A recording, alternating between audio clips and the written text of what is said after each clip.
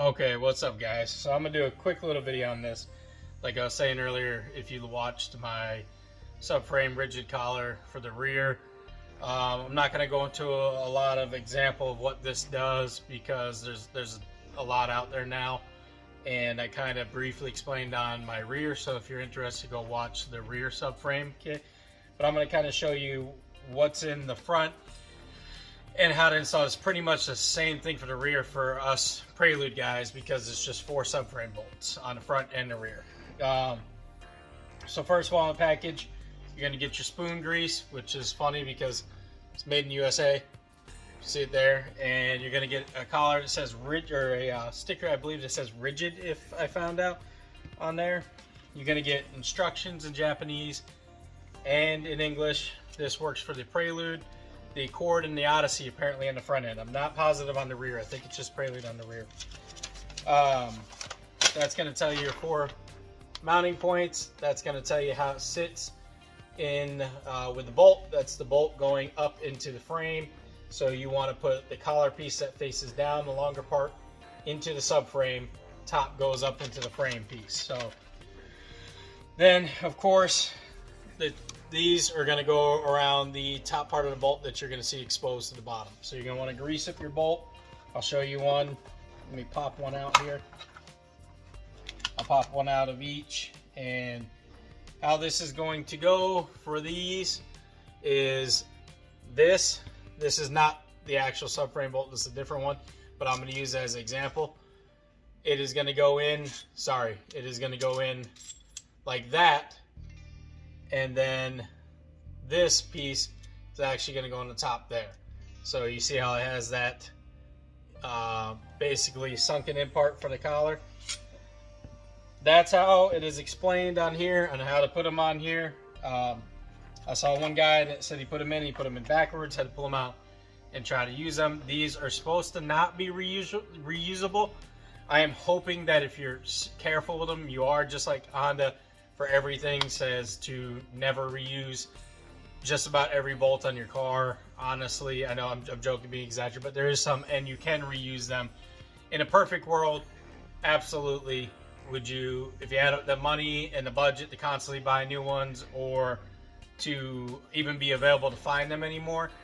I've never had a problem reusing subframe bolts from doing the lift kits, everything, or putting new ones in and taking back out and reusing them. But I get it. They got to make money, and probably to have the perfect amount where the bolt or the thread is not compromised in the tiniest bit to mass produce and sell them. I get why they would say that, for probably security reasons, to protect your butt. So for official reasons, if you do this, you should always want to replace your subframe bolts. But I'm going to show you, I'm going to take the camera over here and show you. I've loosened all 4. Now these are the same side. Forgive my dirty ass Prelude now. It's extremely dirty and needs to be cleaned. But it's 4 17mm bolts. And on each side, you're going to have one on there.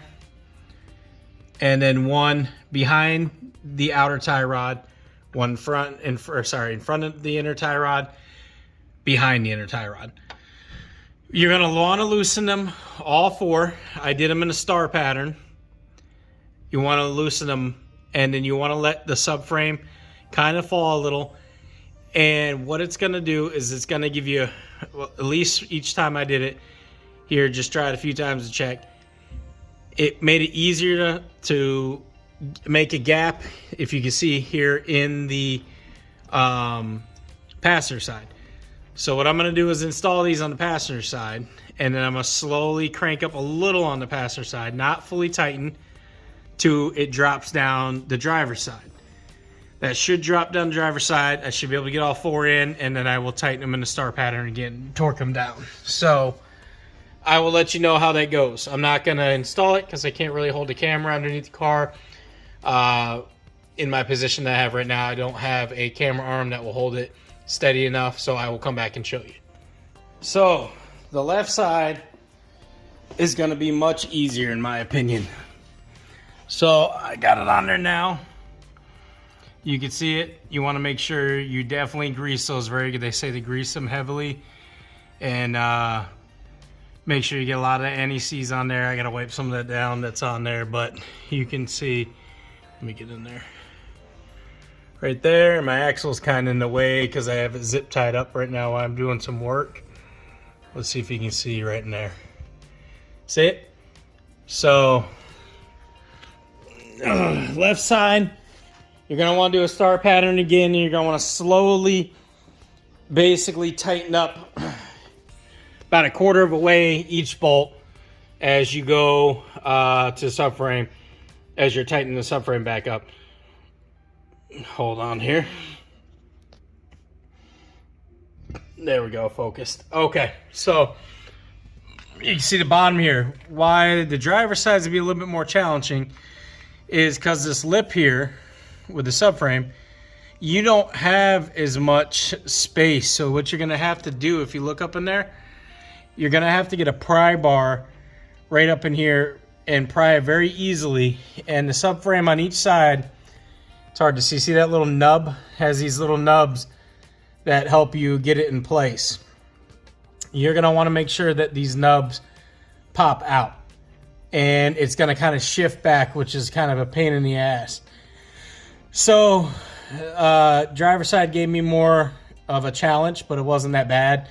I just had to put the pry bar, when I was putting it back in a little bit, actually back here, right back here, and just kind of pry it forward just a tad bit, and then pop that little nub in right there. And once I pop that nub in, then I could kind of push in my hand and use the pry bar a little bit and pry it forward, and had no issues once I got everything lined up. It's gonna feel very tight and like it's binding while you're putting up, but once you do like a 1/4 here, 1/4 over there, 1/4, you'll feel it start to shift, and you'll be good to go. And then you just want to make sure you tighten it down to torque specs. And yeah, rigid collar kit is on and looks good. I do plan on taking this back off, so I'm hoping I can reuse them. I may not be able to, because in the winter I want to take my subframe off completely, front and rear, and have them all powder coated along with my suspension arms and everything. For now, I'm just painting them and you know, making them look better and putting in suspension bushings in there, but I got bigger plans down the road.